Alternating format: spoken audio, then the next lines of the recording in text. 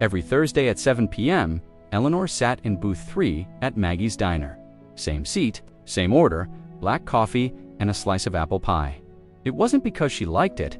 It was because this was the only place her husband, Frank, ever took her for their weekly date night. He'd been gone for 3 years now, a sudden heart attack, right in the middle of a laugh at this very table. She came here to feel close to him, to remember the way he'd always steal the crust from her pie. She never spoke to anyone. She'd just sit, stare out the rain-streaked window, and let the ache breathe.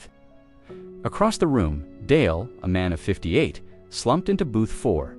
His trucker's cap was pulled low, his hands rough from thousands of miles on the road. He'd just finished a delivery to Chicago, but he wasn't heading home. Not since his daughter stopped answering his calls. Not since the divorce. Not since he started whispering to his dashboard, "What's the point anymore?" He ordered a coffee. No pie. He didn't think he deserved any sweetness in his life. That night, the diner was empty, except for the two of them.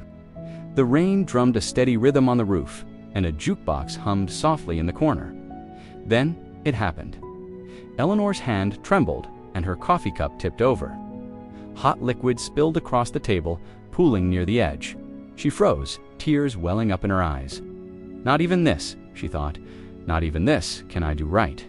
But before she could even move, Dale was there, a handful of paper towels in his grasp. "Happens to the best of us," he said gently, as he started mopping up the spill.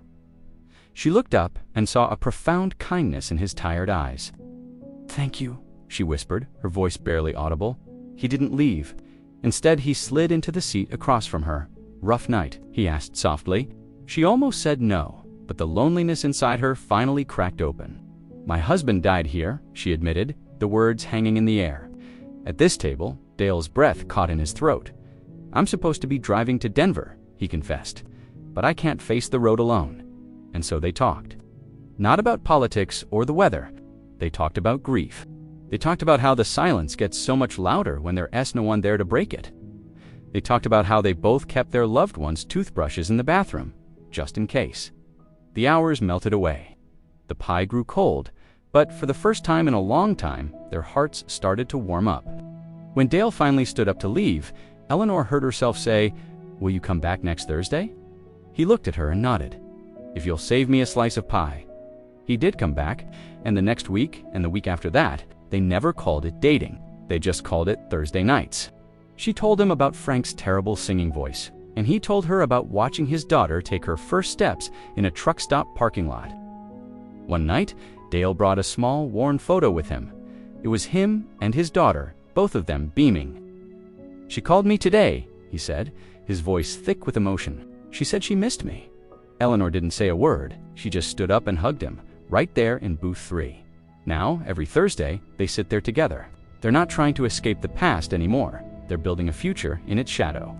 And if you look closely, on the wall right behind them, Maggie, the owner, hung a small, hand-painted sign. It reads, "Some love stories begin with hello."